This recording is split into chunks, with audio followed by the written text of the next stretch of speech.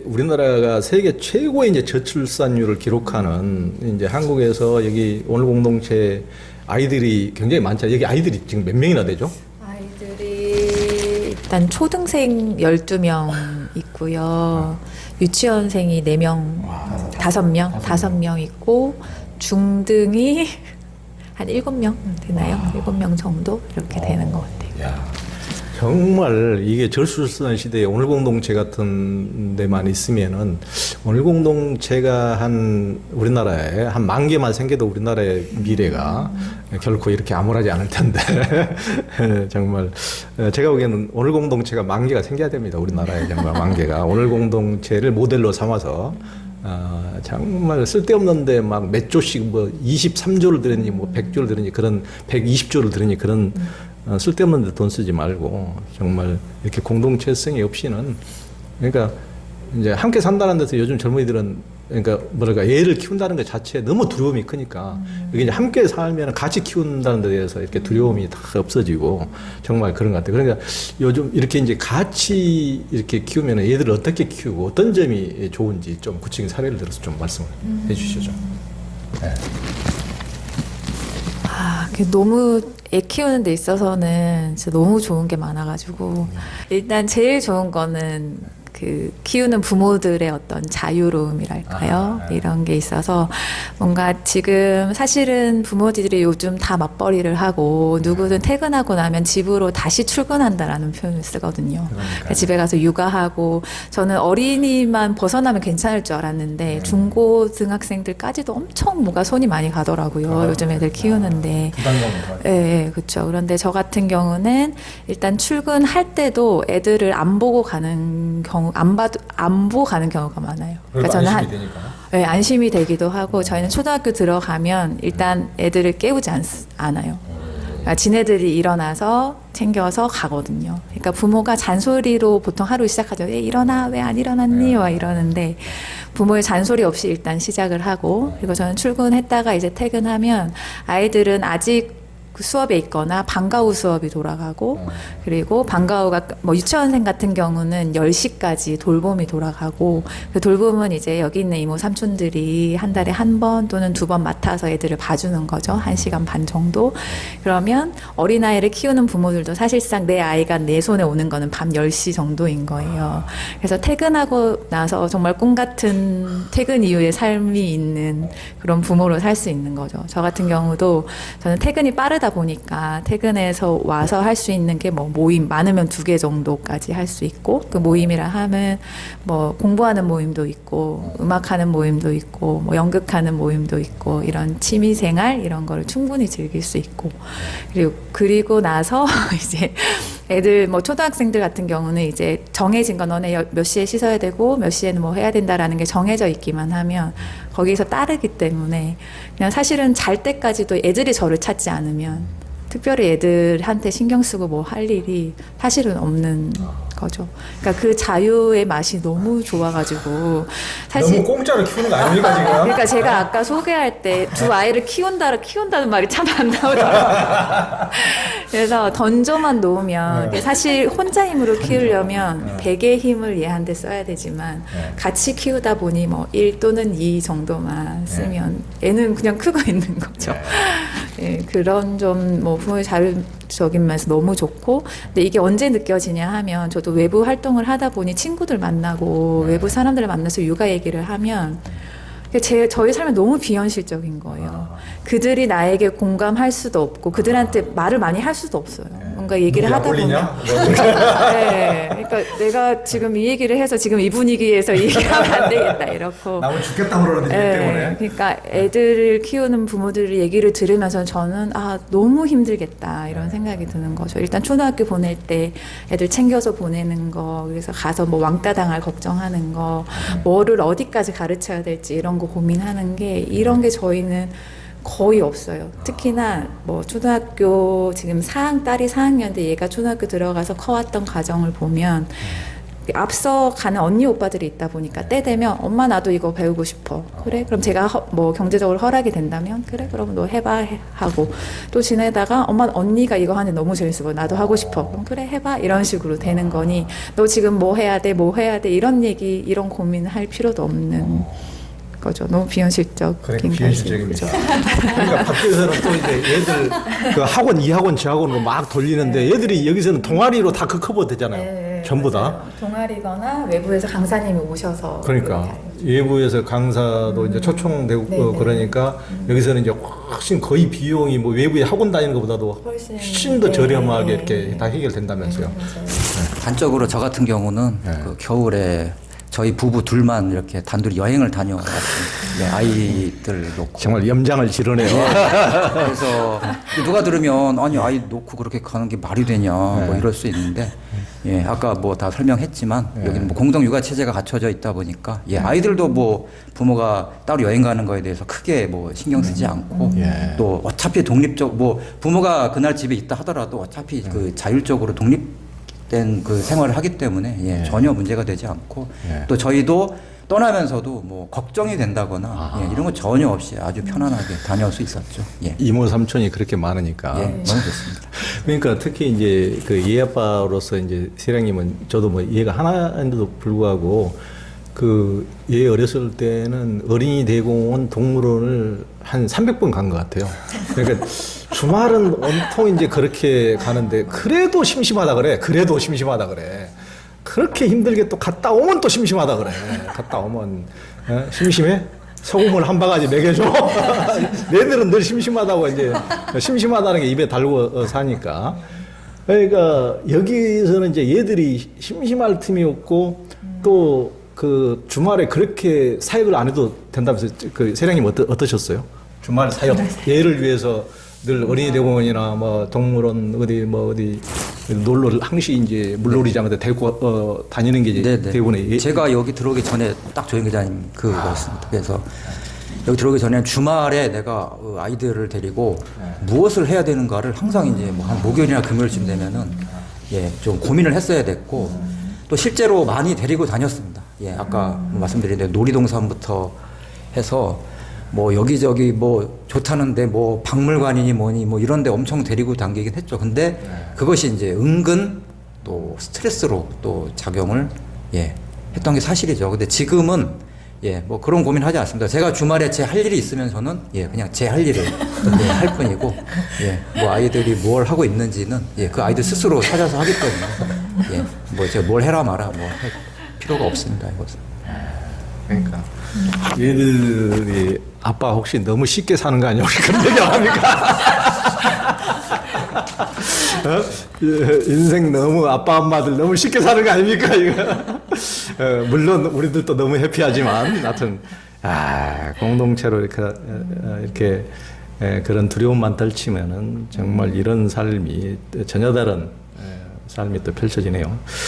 여기 이제 이 책을 보니까 이제 그 연화님 같은 경우 이제 사례를 보니까 이제 14년간 혼자 자취를 하면서 누구의 눈치도 보지 않고 마음대로 시간과 공간을 사용해서 누리는 편안한 이제 자유가 좋았는데 그런데도 이제 14년간 혼자 자취하면서 외로움과 심심함과 두려움은 컸다. 그런데 이곳에 들어와서 또 이제 들어오려고 할 때 마음대로 편하게 쉬지 못하고 사람들 눈치를 보면서 지내지 않을까. 또 정리정돈에 너무 신경을 써야 되지 않을까. 이제 일상이 또 다른 사람들하고 같이 살면 긴장의 연속은 아닐까. 이제 걱정을 했다고 그러는데 이제 그런 싱글들뿐만 아니고 상당히 이제 그런데 남을 굉장히 눈치를 많이 보고 의식하시는 분들이 이런 곳에 공동체에 이제 들어왔을 때 어떻습니까? 그런 분들 혹시 이제 뭐 본인의 사례도 좋고. 눈치라는 게 이제 관계의 안정성이 없다 보니까 일어나는 감정이 아닌가라는 생각이 일단 듭니다. 그런데 이제 공동체적으로 이제 살아가게 되면 안정감들이 점차 좀 쌓이는 것 같아요. 물론 이제 뭐 관계가 점점 악화되면 그게 더 눈치가 심해지는 그런 일도 있을 것 같긴 한데 뭐 공동체가 유지된다는 거는 관계가 점차 좀 안정화된다라고 그렇게 표현도 할 수 있을 것 같습니다. 그래서 그런 눈치 볼 일들이 점차 줄어드는 것 그게 맞는 것 같고요. 또 하나 어떤 사람이 이제 다른 사람을 의식을 많이 하게 되면 저희들은 아까도 누군가 말씀했지만 처음부터 어떻게 해야 된다라는 식으로 또 공동체로 살기로 했으니까 어떤 활동을 의무적으로 해야 된다 이런 것들이 많지 않습니다. 그러니까 뭐 한 주 내내 자기 방에 좀 있다 해도 좀 내비두죠. 내비둬요. 네. 물론 이제 공동체가 꼭 함께 했으면 하는 시간이 좀 뭐 작게는 있습니다. 그 시간만 참석하게 하고 나머지 시간은 그냥 자기 혼자의 시간을 갖겠다고 하면 내버려 두고 있는데 뭐 그냥 자유롭게 두죠. 근데 그러다가 이제 조금씩 친밀감이 쌓이면 또 편안함이 쌓이면 그만큼 나오죠.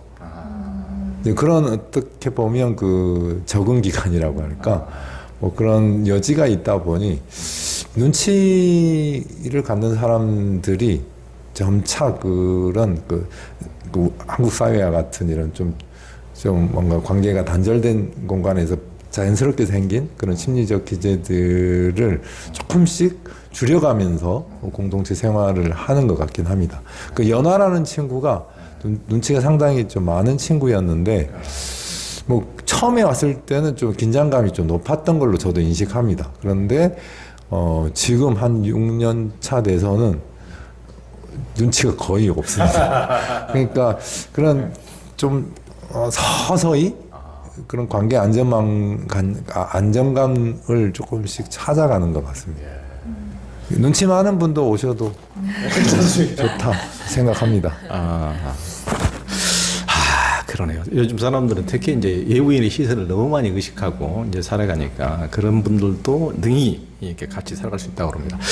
이제 특히 이제 사람들이 여러 명 같이 살면은 이제 늘 학교에서도 이제 그게 가장 큰 문제인데 무슨 왕따라든가 그러니까 늘 친한 사람들끼리만 끼리끼리 더 친하고 또 소외된 사람들은 소외되고 늘 이제 많이 살다 보면 이제 꼭 더 편한 사람하고만 늘 붙어 있고 싶고 얘기하고 이제 그런 이렇게 되면은 또 소외되는 사람은 더 소외될 수가 있는데 이제 그럴 경우에는 어떻습니까? 여기 오늘 공동체식으로 조금 이제 그렇지 않도록 하는 뭐 시스템이라든가 그런 분위기라든가 그런 게 있는지 어떻습니까?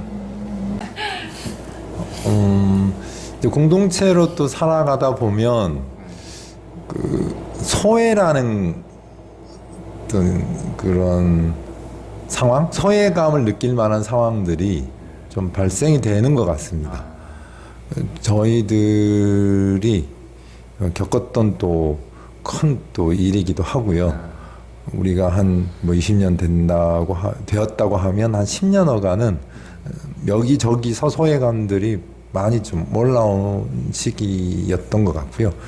그 이후 한 10년여간은 최대한 소외의 마음을 덜 일으키게 하는 어떤 그런 방향으로 좀 진행되어 온 것 같기도 합니다. 그래서 소외의 감정이라고 하는 게 어디서 나올까 이런 생각을 해보면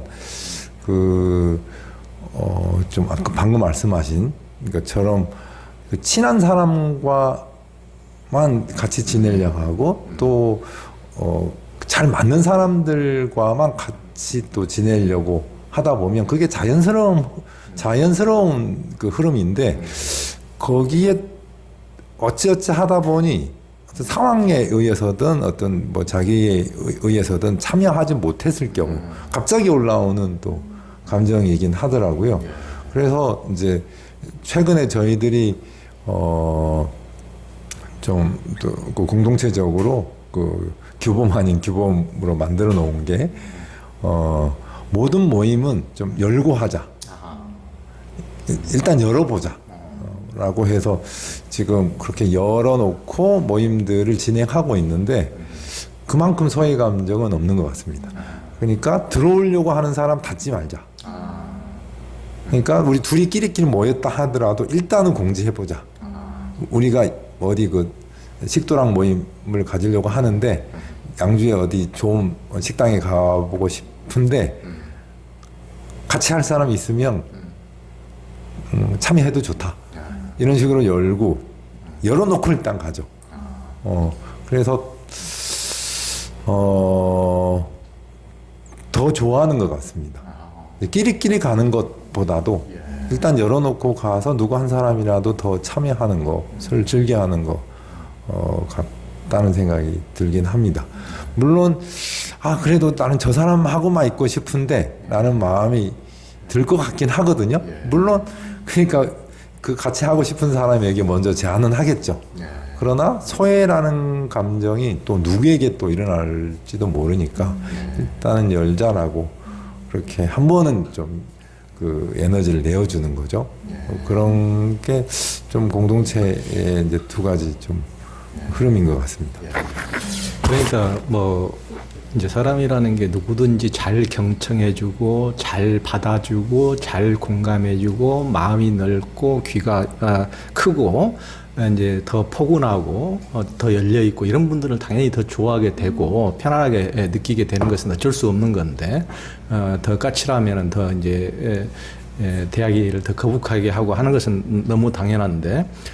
이제 이렇게 이제 오늘 공동체처럼 이렇게 이제 심리 상담이나 이런 게 있으면 이제 그런 분들은 밖에서는 왕따를 당하고 영원히 소외되고 이제 희귀꼬머리로 막 가버리는 경우 이제 그러면은 정말 이게 사회 문제가 되는데 그런 분들도 이렇게 공동체에서 조금씩 더 참여하게 되고 더 열려져 있고 자기 어떤 이제 더 공감할 수 있는 능력도 이렇게 키워갈 수 있다는 데 대해서 공동체가 굉장히 힘이 아닌가 싶습니다. 그러니까 사람들의 성숙한 정도는 그런 것 같아요. 그러니까 우리 사회가 모든 게 예전에 뭐 양반 상놈의 시대뿐만 아니고 요즘도 어떤 경제력에 의해서 어떤 사회적 지위에 의해서 또 뭐 스펙에 의해서 전부 다 계층이 다 구분되고 끼리끼리만 놀라는 이제 경향이 강한데 그런 것을 떠나서 이렇게 품에 안을 수 있는 사람이 저는 이제 성숙도의 이제 차이라고 보는데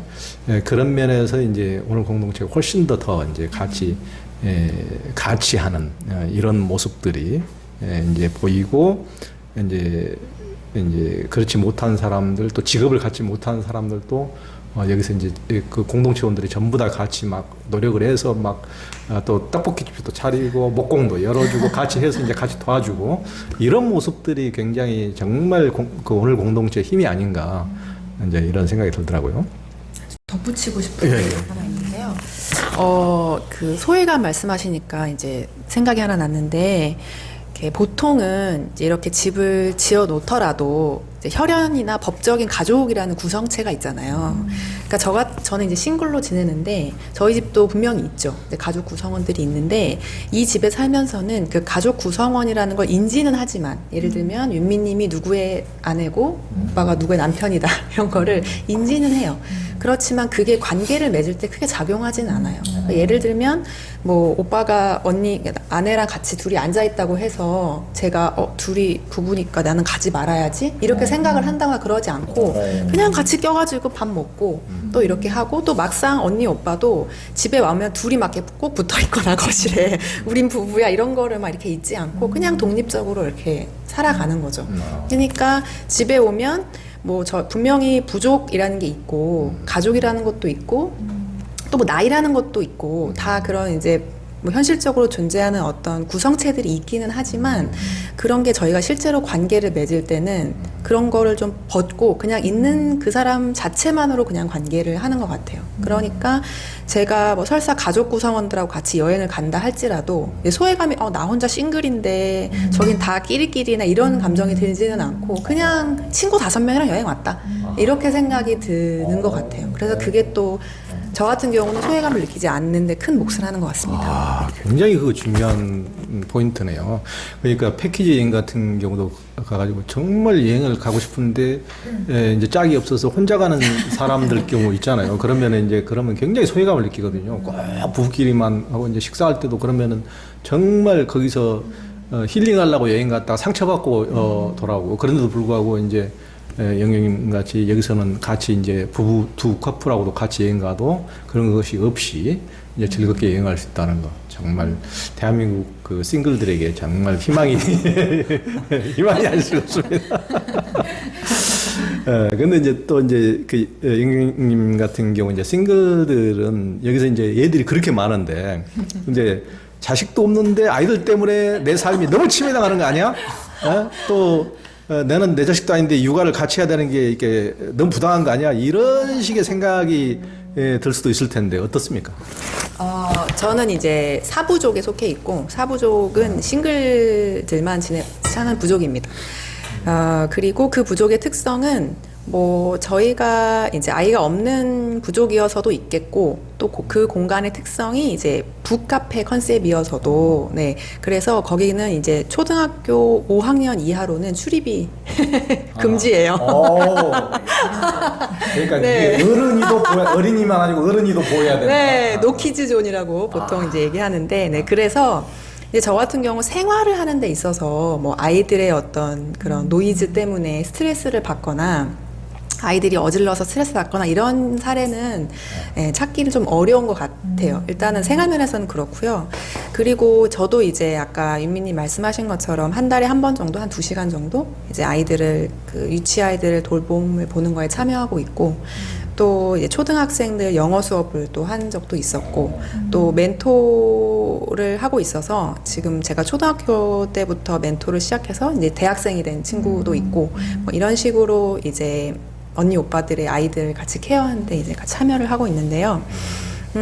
일단은 저는 이제 그러니까 아이가 없으니까 양육이라는 걸 경험해 볼 일이 없는데, 저는 또 외동딸이어서 뭐 조카도 따로 없고, 그런데 이제 이런 걸 통해서 제가 아이들을 양육해 본다는 걸 경험할 수 있다는 게, 제가 하지 못할 경험을 대신 이렇게 또 할 수 있는 게 참 저한테는 좋은 기회인 것 같아요. 그리고 또 그렇게 이제 하자고 해서 같이 하면서는 사실은 제가 뭐 아이들을 양육한다는 의미도 있지만 그 아이들 하나하고 저하고 관계성이 생겨요.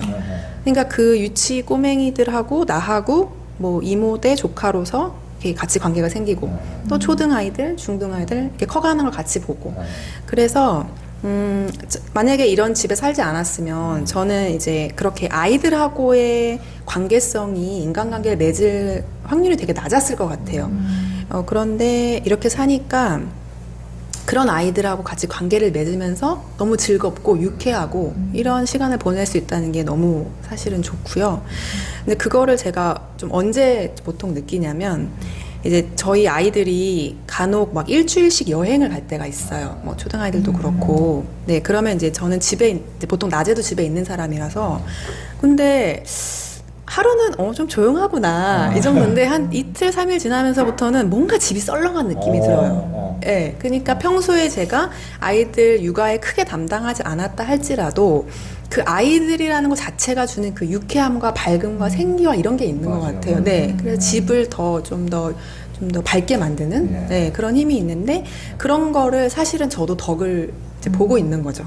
그래서 이제 언니 오빠들은 이제 저처럼 싱글들이나 양육을 안 해도 되는 사람들이 한다는 거에 고마움을 느끼시겠지만, 저는 또 그 아이들이 있어서 또 행복한 거예요. 이 대가족에 살 수 있다는 게. 그래서 서로 이렇게 주고받고 막 이렇게 행복한 것 같습니다. 뭐 그 한 가지 더 좀 말씀드리고 싶은 거가 있는데, 처음 그 이제 은공 1호의 삶을 살겠다라고 했을 때 그 말하지는 않았지만 은근하게 느껴지는 게 있었습니다. 그 부모님들은 조금 그 기대나 희망을 갖는 것 같았고요.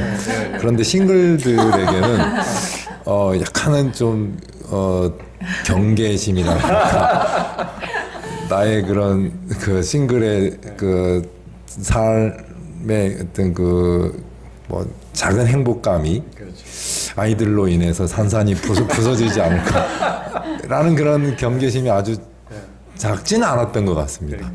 저도 그런 것들을 좀 감각적으로 많이 느꼈었거든요. 그리고 사실 저도 혹시나 그렇게 되면 그런 흐름으로 가면 어떡하지?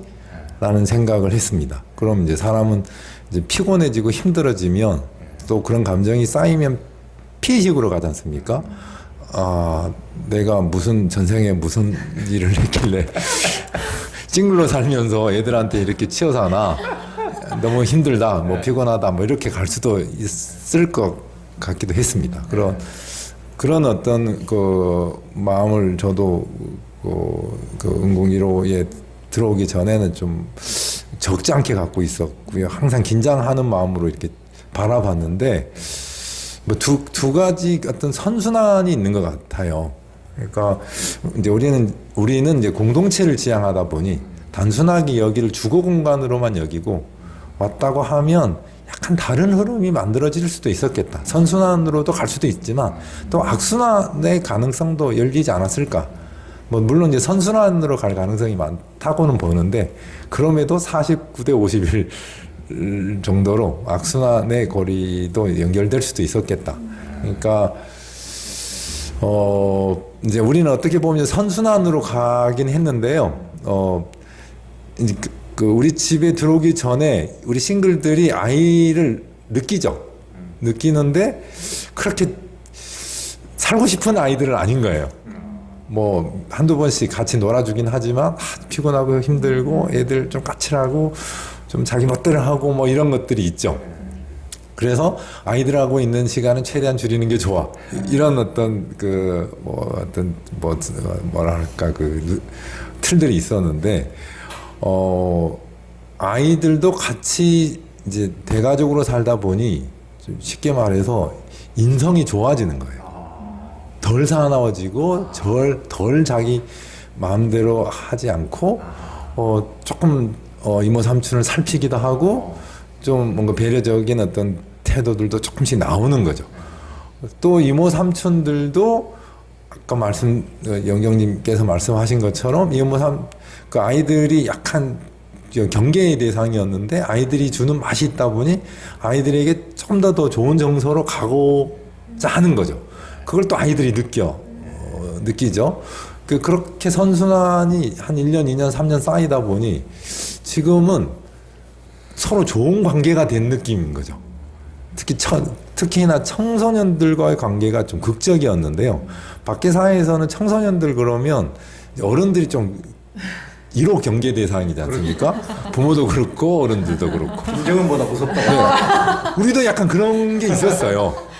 그런데 이 집에 살다 보니 이런 선순환 구조를 조금 타더라고요.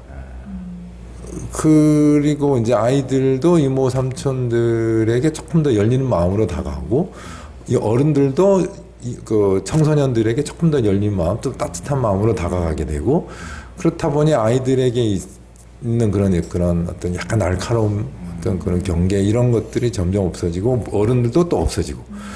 그래서 지금 단언하던데 어른들이 가장 반기는 대상이 누구냐? 청소년들이에요. 청소년들만 보면 눈이 밝아져요. 저도 그렇고요. 또 아이들도 어른들 보면 경계가 확 없어지는 느낌입니다.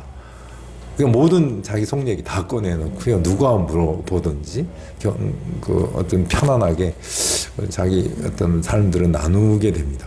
이게 좀 심리학적으로 좀 뭐 연구할 만한 주제가 아닌가. 저도 좀 여기까지 올 줄은 몰랐습니다.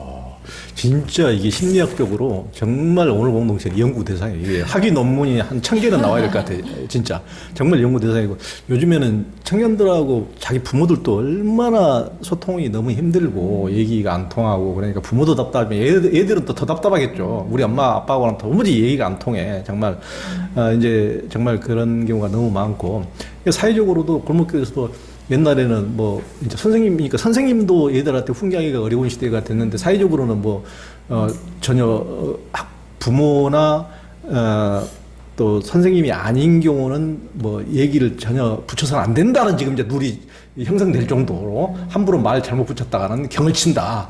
이제 그러니까 아예 이렇게 얘기를 해서도 안 된다는데, 여기는 청소년들하고 이렇게 얘기를 할 때 눈이 반짝반짝 하고 그런다니까. 특히 이제 그런 데는 오늘 공동체만의 하여튼 여기 보면은 뭐 중학교 2학년부터인가 중학생 때부터인가는 어른하고 똑같이 대우하고 회의나 모임에도 똑같이 참여시킨다. 몇 살 때부터 참여시키는 거죠? 중2부터. 야, 그러니까 밖에서는 질풍노도의 시기를 막 진입한 애들을 어른, 그러니까 얘들이 너무 무섭게 나올까봐 미리서 길을 끊기 위해서 그런 작전을 또 펴신 겁니까? 그렇게 했을 때, 하여튼 얘들이 처음에 이렇게 똑같이 이렇게 얘들을 대우했을 때 어떤 것 같아요? 처음에는 어른들하고 어떤 대화의 수준이나 이런 게 차이도 있어서 조금 잘 안 될 수도 있었을 것 같아요. 어떻습니까? 차이는 엄연히 있는 것 같긴 합니다. 그런데 그 아이들은 어른이 어떤 존재로 그 대해 주느냐에 따라서 그렇게 만들어지는 것 같기도 합니다. 그러니까 뭐 중학생, 뭐 초등학교 고학년만 돼도 어른이다라고 그렇게 여기고 대하면 좀 속된 말로 어른이 되는 것 같습니다. 그래서 우리 공동체 같은 경우 그 어른들이 소중히 여기는 소그룹이 있는데 이제 자기 삶을 나누는 아주 자기 깊은 이야기도 나누는 그런 자리거든요. 그런 자리에 청소년 2학년이 참여를 합니다. 그리고 청소년이 들어왔다고 해서 나눌 이야기, 나누지 않을 이야기 가리진 않습니다. 뭐 깊은 속 이야기 다 나눕니다. 그런데 그렇게 참여하고 있으면 아이들이 부쩍 큽니다. 그리고 대화해보면 다 이해하고 있고 다 파악하고 있습니다. 그리고 이모 삼촌들을 누구보다 더 깊이 이해해주는 맛이 있습니다. 그렇게 생각하면 뭐 옛날 조선시대에 한 10대 지금 현재 한 중학생 정도만 되면 좀 그래도 어른 정도의 역할을 하지 않았나 싶고요. 더 이전 시기로 가면 그때쯤 되면 결혼도 하지 않았나라는 생각도 듭니다. 네. 맞아요. 그러니까 여기 공동체에서뿐만 아니고 개인적인 가정에서도 그러긴 한 것 같아요. 그러니까 얘들을 너무 이제 부모들은 이제 뭐 욕심이 많고 그러니까 자식들이 영 성에 안 차고 그러니까 막 잔소리부터 하고 그러면은 영 못 믿어서 자기를 못 믿어주고 그러니까 얘들 입장에서는 그래? 나를 그렇게 몇 개 안 봐? 그러면 그렇게 해줄게. 내가 그렇게 행동해줄게. 못 믿을게. 행동해줄게. 하여튼 그렇게 나오는 것 같고, 하여튼 믿어주고 이렇게 또 의견을 물어주고 그러면은 저도 이제 깜짝 놀 때, 야, 이렇게 얘가 정말 철없고 이런 줄 알았더니 이렇게 깊게 생각하고 있었어? 이제 깜짝깜짝 놀랄 때가 있거든요.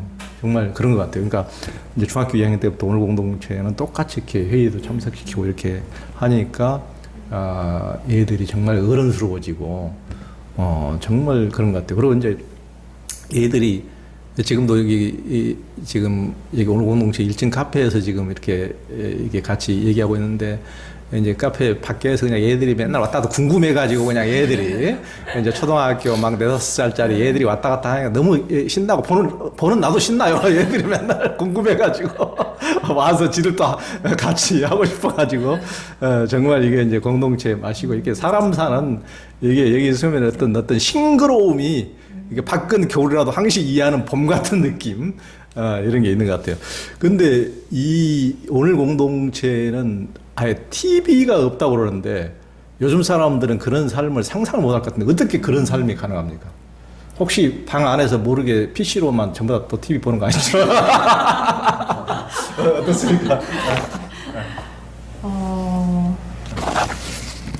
예상하신 대로 볼 사람들은 방 안에서 요즘 폰을 잘 돼 있으니까 다 보긴 하고요. 저희가 이제 TV가 없다는 거의 개념은 공공장소, 뭐 공유 공간에는 TV가 없다 이렇게 이해하면 될 것 같은데 일반 가정에서도 TV가 있는 모습을 상상하면 같이 있지만 TV를 보잖아요. 그러니까 서로 소통하는 게 아니라. 그런데 여기는 뭐 TV 있는 공유 공간 없다 보니까 어디든 앉으면 뭐 안부를 묻고 대화하고 주로 이렇게 되는 것 같고 뭐 사람들이 그렇다고 방송을 안 보냐 하면 출퇴근 시간에 다 보시고요. 자러 들어가서도 다 보시긴 하고요. 다만 우리가 함께 있는 공간에서는 TV보다는 서로를 좀 보는 시간이 훨씬 더 많아지는 것 같고 그걸 또 지향하고 있다 보니까 잘한 것 같다 이런 생각이 들어요. 그래서 저희는 뭐 한 공간에는 있긴 하잖아요. 프로젝트 내려올 때도 그것 볼 때도 뭔가 이렇게 모임에서 같이 뭐 이런 거 같이 볼까 해서 같이 보거나 그리고 보는 것도 이제 공지에서 이런 거 볼 건데 같이 보실 분 하면 같이 보고 나서 또 본 거에 대해서 서로 대화하고 이래서 뭐 TV가 없는 것이 전혀 불편하거나 그렇지는 않아요. 네. 그러니까 요즘에 그러니까 전 세계에서 한국인들이 TV 앞에서 보내는 시간이 제일 많을 정도로 이렇게 대부분의 시간을 이렇게 보낸다 그러는데 그러니까 사람들하고 이렇게 이제 나누는 시간이 없이 이제 전부 다 각계파식으로 이제 담장 속에서 벽 속에서 아파트 안에서 이렇게 살다 보니까 사람들 소통이 없는 대신 일방적인 그 소통인 TV를 딱 이렇게 바라보는 입장 관객으로서 같이 주체로서 이렇게 같이 대화하거나 이런 게 아니고 이제 그런데 대부분의 이제 시간을 보내는데 이런 식으로 어떤 질적으로 굉장히 TV만 보는 것과 다른 쪽의 시간을 더 훨씬 더 많이 보내는 것과 질적으로 살면서 굉장히 차이가 있을 것 같아요.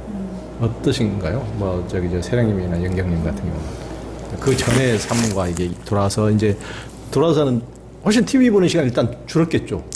네, 일단 그 TV가 없죠.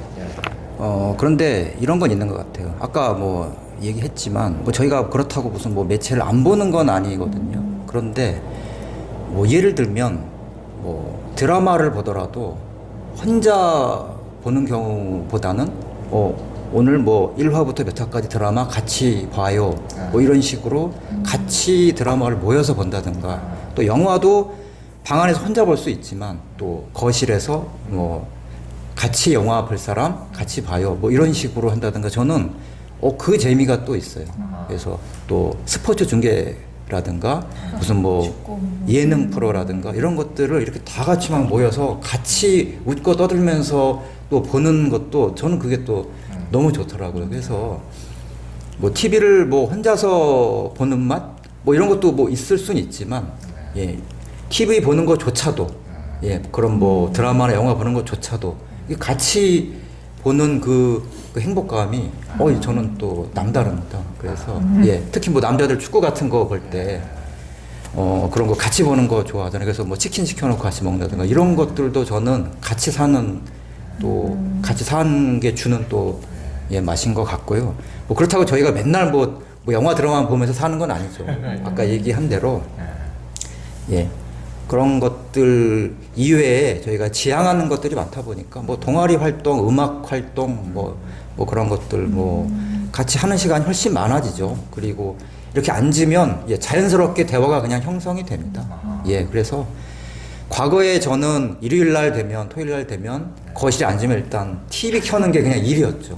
예, 뭐 저만이 아니라 많은 분들이 그랬었을 것 같아요. 그래서 일단 TV 켜는 걸로 그 하루를 시작을 했는데 그렇게 되면 그 하루가 너무 허망하게 지나가 버리죠. TV만 이렇게 쳐다보다가 서너 시간 그냥 날려버리니까. 근데 여기서는 예, 그럴 일은 없는 것 같아요. 일단 앉으면 뭐 같이 이야기할 사람이 생기고 또 액티비티가 다양하다 보니까 뭐 사실 TV 볼 시간도 없습니다. 예, 그런 활동 쫓아다니다 보면 하루가 금세 예, 지나가곤 하죠. 예.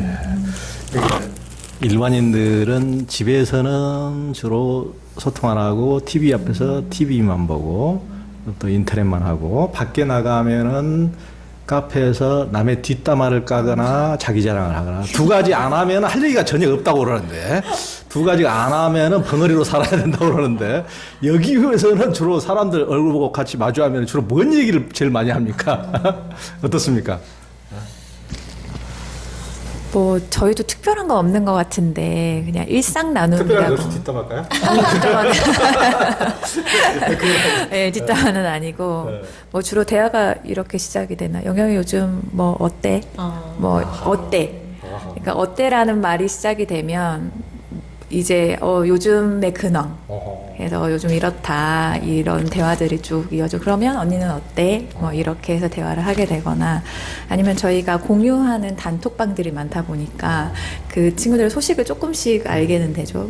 최근에 너 뭐 됐다면서 뭐 어떻게 된 거야? 라고 하면 그것도 나누고. 그러니까 저희는 어땠어? 라고 물어봤을 때 좋았어. 이 정도로 끝나는 대답은 없거든요. 그래서 뭐 마음을 좀 깊이 나누기도 하고 있었던 일들 좀 깊이 나누다 보니까 뭐 사소한 질문, 사소하게 시작이 돼도 일단 뭐 들었던 마음들을 좀 깊이 있게 대화를 하는 것 같아요. 네. 근데 또 뭐 소소하게 뭐 농담 따먹기 하면서 뭐 그렇게 지내기도 하지만 주로는 뭐 이런 대화들이 오고 가죠. 그러니까 일반인들은 이제 좀 진지한 대화면은 이제 부동산과 비트코인과 주식에 대해서 이제 진지한 또 얘기를 하는데 여기서는 이제 주로 그런 얘기도 별로 안 할 테고 한번 네, 제 자신을 돌아보니까 좀 흐름이 있었던 것 같아요. 네, 기자님 말씀하신 것처럼 저도 주로 예전에는 대화의 내용이 제 자랑하거나 남 뒷담하거나 뭐 그런 게 많았던 것 같아요. 아니면 좀 의미 없는 말들을 하거나. 그런데 저희가 이제 같이 살면서 아까 저희가 얘기한 대로 이렇게 남의 험담하지 말자. 지적하지 말자. 그리고 막 자기만 주구장창 막 얘기하면서 하지 말자. 남의 말 끊지 말자. 경청하자.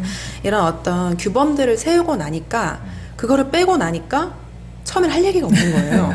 뭐 그러니까 어색하고 무슨 얘기하지?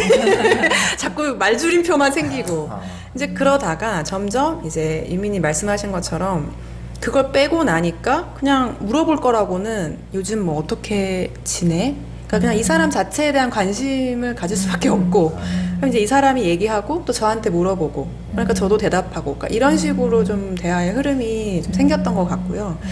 그러다 보니 정말 관심이 생겨버리는 거예요. 이 사람한테. 그러니까 이 사람의 이슈를 제가 팔로우하게 되는 거예요. 그러니까 뭐 오빠가 요즘 어떻게 지내는지 전혀 모르면 무슨 말을 해야 될지 모를 것 같은데 최근 근황을 그래도 어느 정도 알고 있는 거죠. 그러니까 만나면 그거에 대한 이제 질문을 할 수 있고 또 좀 더 디테일하게 물어볼 수 있고 그래서 이제 그런 흐름으로 좀 대화가 가는 것 같아요. 그러니까 이게 일반 사회에서는 이제 대화라는 게 우리가 그 뭐 수십 년을 만나도 뭐 남자들은 만나면은 계속 여자 얘기만 한다든지 정말 이렇게 할 얘기가 없는 또 계속 군대 얘기만 한다든지 계속 골프 얘기만 한다든지 또 여자들 만나서 계속 명품 얘기만 한다든지 정말 지겨워 죽을 지경이야 정말. 야 살면서 인간이 나이가 먹으면 좀 발전되는 맛이 있어야 되는데 정말 그 쳇바퀴에서 못 벗어나는 거 있잖아요. 야 미치고 환장을 노릴 때도 많은데 정말 정말 다른 이유 이렇게 방금 너 어때? 라든가 마음의 안부를 묻고 이렇게 개인의 상태에 대해서 관심을 갖고 이렇게 서로 얘기할 수 있다는 것은 정말 좋은 것 같아요. 참 이제 미치고 환장하는 대화는 이제 그만하고 조금 우리도 조금씩 진전을 한번 이뤄봅시다. 그 여기 오늘 공동체에는 이제 동아리가 무려 한 70여 개가 이제 있다고 그러는데요. 어떤 모임들이 있고 그게 이제 각자의 삶에 어떤 영향을 미칩니까?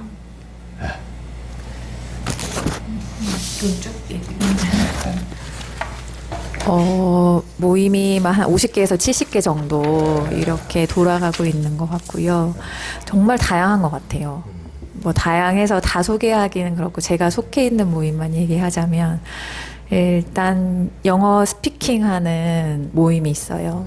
그래서 뭐 2주에 한 번씩 모여가지고 뭐 영어로 얘기해보는 시간이 있고, 그다음에 아카펠라 동아리가 있어서 일주일에 한 번씩 노래 부르는 동아리 있고, 그리고 연극 동아리가 있어가지고 또 연습하고 공연을 올려보고 이런 동아리가 있고, 또 수학 공부하는 모임이 또 있어서 저는 늘 공부가 필요한 사람인데 혼자는 또 하기 싫다 보니 수학 공부 모임도. 수학 공부 모임은 몇 사람이 있어요? 저희 3명 있어요. 네. 세상 별난 공동체. 근데 그 3명 중에 한 명은 그냥 이제 학교 다닐 때는 잘 몰랐지만 크고 보니 또 이렇게 논리적으로 뭔가 생각하면서 문제를 풀고 싶다. 그래서 저도 한번 진짜 해보고 싶어요. 옛날에 워낙 네. 못해가지고.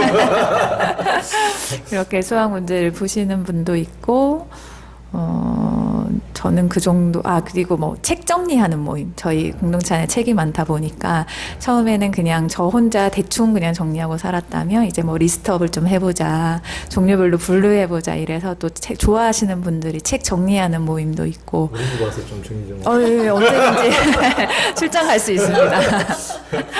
네, 그런 모임도 있고, 뭐 저는 이 정도 지금 생각이, 그 퀘스천 클럽이라고 안 한 지가 한 1년 정도 된 모임이 있는데, 이 모임은 의문이 생길 때만 모이는 모임이에요. 그래서 뭐, 어쩔 때는 되게 단순한 질문에서 어떨 때는 뭐 대체 행복이라는 게 뭐냐, 죽음이라는 게 뭐냐, 이런 질문을 가지고 모이지만 뭐 하는 거 보면 좀 술 좀 먹고 이런 모임들도 있고, 그래서 다채롭게 모이는데 이 모임을 하는 시간이 너무 좋아요. 그러니까 해보고 싶은 것들을 하기도 하고, 어쨌든 모여서 뭔가 똑같은, 저 책 읽는 모임도 있구나. 그래서 그런 걸 같이 읽고. 선생님은 언제 하시는 겁니까?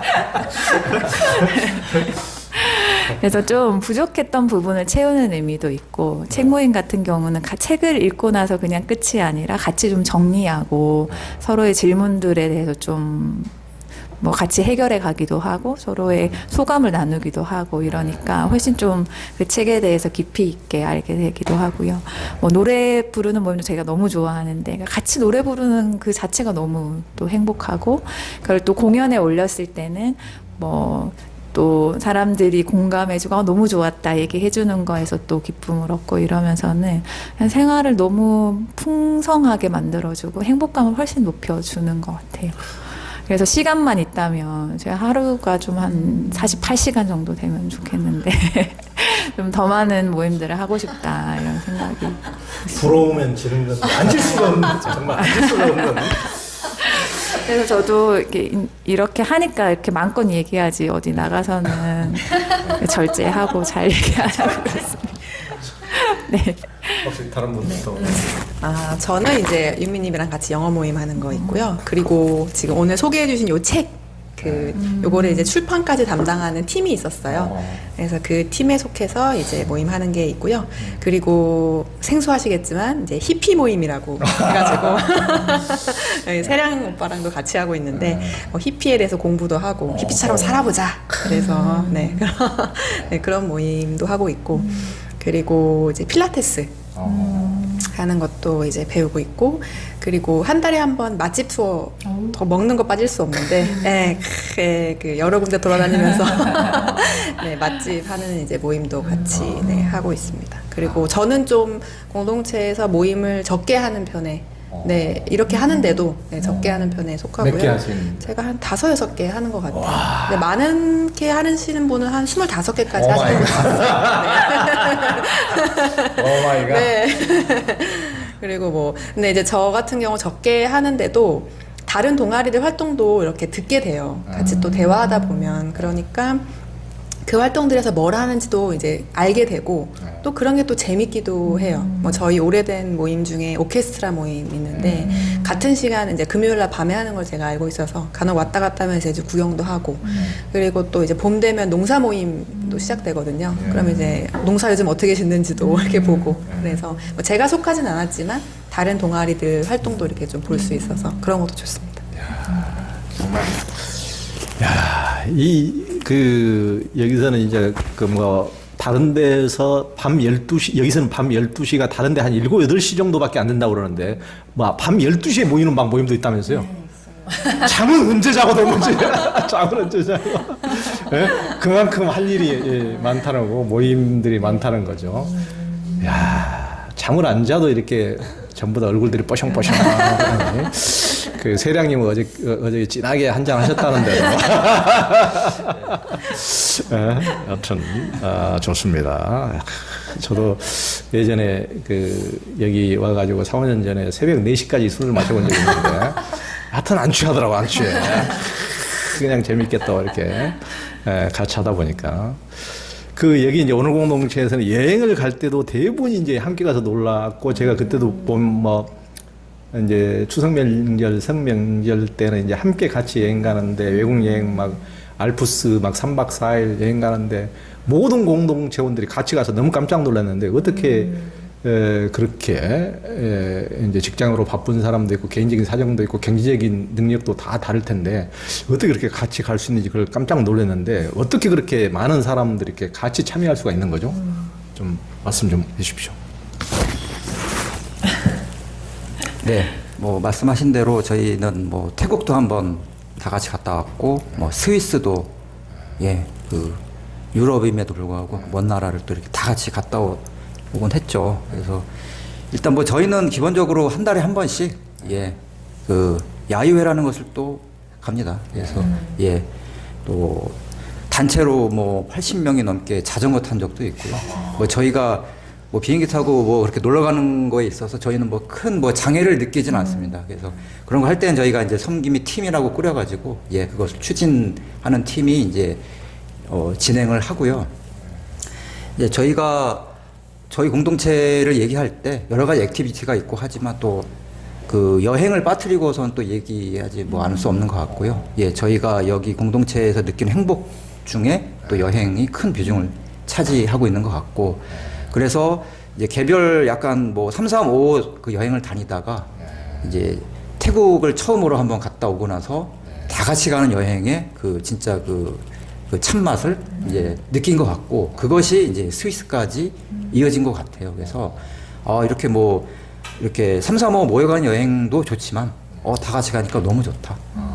그리고 또 여행이 주는 맛은 저는 그렇게 생각합니다. 그러니까 저도 뭐 혼자 여행이라는 것도 해보고 했지만 뭐 스위스를 제가 몇 번 갔는데 혼자 간 적도 있어요. 그러면 그 좋은 풍광을 저 혼자 가서 우와 좋다, 우와 멋지다 이렇게 혼자 느끼다 오는 그 순간의 어떤 공허함, 다른 사람과 같이 느끼지 못하는 게 있었거든요. 근데 이렇게 다 같이 가서 똑같은 풍광을 스위스에서 다 같이 우와 좋다를 다 같이 느낄 때 그때 느껴지는 그 행복감은 이루 말할 수가 없더라고요. 그래서 그 여행이라는 것이 주는 그러니까 다 같이 좋은 것을 느끼고 다 같이 맛있는 걸 먹고 또 다 같이 그런 좋은 감정을 같이 추억을 쌓는다라는 게 이제 뭐 가족이 아닌가?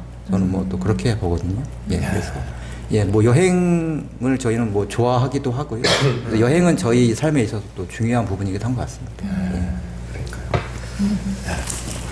네. 그 공동체로 같이 살다 보니까 이제 각자의 삶들이 다 공유가 되죠. 그 중에 하나가 여행이었던 것 같습니다. 그러니까 어떤 집은 자주 여행 가고, 특히 이제 해외 여행인 거죠. 어떤 집은 못 가는 이런 또 가족도 있는 거고, 그게 계속 이제 어떻게 보면 누적이 되는 거죠. 그래, 이제 어른들은 그렇다 치고, 이제 그 집에 딸린 아이들 입장에서는 어떤 친구는 미국도 다녀오고, 유럽도 다녀오고, 동남아도 다녀오고, 매 방학 때마다 해외를 그렇게 다녀오는데 나는 한 번도 못 가. 이게 공동체로 살지 않으면 모를 일인데, 공동체로 살다 보니까 이제 계속 자극이 되는 일이 되는 거죠. 그래서 아이들을 생각해 볼 때 아이들이 그런 사안을 적극적으로 불만으로 제기한 거는 아닌데 내가 아이라면 어떨까라는 생각을 자연스럽게 하게 된 것 같습니다. 계속 옆에서 계속 같이 사는 친구인데 그렇게 여행 다니면 나는 좀 슬플 것 같다? 뭐 이런 마음들이 계속 쌓여서 언젠가 우리 같이 한번 여행 가자라는 먼 미래적인 어떤 소망을 가졌던 적이 있죠. 그게 이제 다가왔고, 그게 태국이었었습니다. 그런데 이제 어떻게 다가라고 했을 때 형편 문제도 있지만, 이제 상황 문제도 있지만 형편의 문제도 있죠. 그렇죠. 각자 생활 수준이 다른데 어떻게 다갈 수 있지? 저희들도 그게 큰 어떤 문제이긴 했습니다. 어떤 집은 가고도 뭐 남는 집이 있고 어떤 집은 항공비도 지불하기가 어려운 그런 집도 있긴 했고요. 그걸 어떻게 해결하지? 저도 힘든 또 문제였고 공동체원들 모두에게도 그게 큰 과제가 됐던 것 같습니다. 뭐 답은 하나죠. 좀 있는 집에서 없는 집에 흘려 보내주면 되는데 그게 이제 쉽게 되지는 않더라고요. 처음에는 그게 좀 어려웠고, 예를 들어 누군가가 뭐 지진을 지진을 겪어서 뭐 큰 어떤 어려움을 겪었다. 그런 그 정도라면 모두 다 힘을 합치는데 놀러 가는데 기부를 한다. 이게 또 동기부여할 수 있는 일이 아닌 거죠. 그런 문제가 좀 작지는 않았고요. 그 내부적으로 그럼 여행을 없앨까?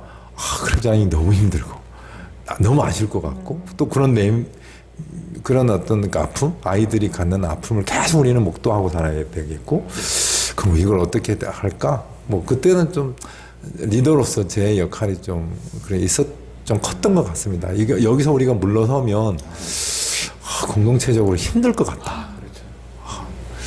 일단 우리가 큰 소망을 가졌었는데 그 말을 안 했으면 괜찮은데 언젠가 같이 가자라고 해놓고 돈 문제 앞에서 이제 주저앉는다. 이게 우리에게는 그 10년 뭐 20년 넘어서도 잊혀지지 않는 슬픈 과거가 될 것 같다. 그걸 뚫어가 보자라고 해서 읍소했죠. 좀 재정 능력 있는 사람들 좀 기부해 달라라고 좀 제가 읍소했고 뭐 따라 주었습니다. 따라 주어서 돈은 좀 재정이 부족한 사람들도 넉넉하게 다녀올 만큼 그 다들 후원해 주어서 다녀왔는데, 다녀오고 나서 좀 기자님 말씀처럼 뽕 맞았습니다. 와, 이거다. 이거 안 하면 우리 평생 그 엄청난 걸 놓치고 살 것 같다라는 그런 마음들이 모두에게 다 자리 잡게 돼서 그 다음부터는 어렵지 않았습니다. 스위스 갈 때는 더 재정적인 수요가 많았는데 흘러 넘쳤습니다.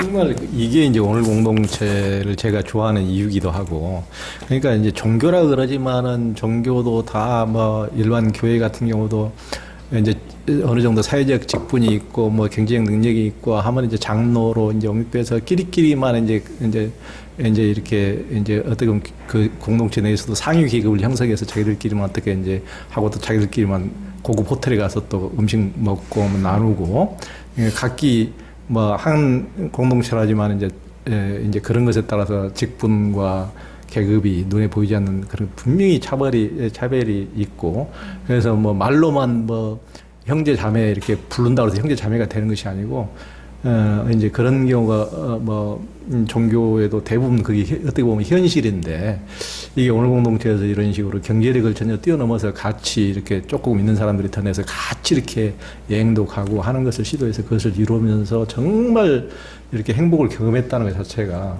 제가 보기에는 굉장히 가장 기독교적이고, 우리가 이제 그걸 좀 다른 데서도 정말 진정한 공동체고 진정한 교회고 진정한 뭐 사찰이나 성당도 다 마찬가지겠죠.